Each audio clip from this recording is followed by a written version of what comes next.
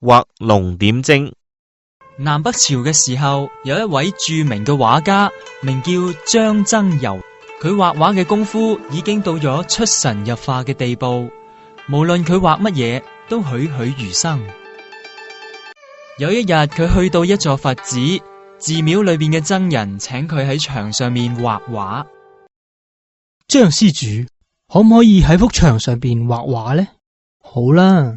於是佢就即席畫咗4條龍，呢4條龍都畫得惟肖惟妙，但係都冇畫上眼睛。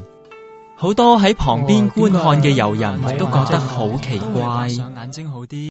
其中一位忍唔住問張僧繇：先生，呢啲龍畫得真嘅一樣，但係點解唔幫佢哋畫上眼睛啊？呢4條龍畫上咗眼睛之後，就會即刻活起嚟，飛上天噶啦。唔係啊嘛，都係畫上眼睛好啲。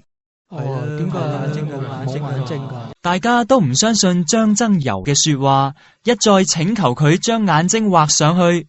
於是佢就攞起筆為其中2條龍點上眼睛。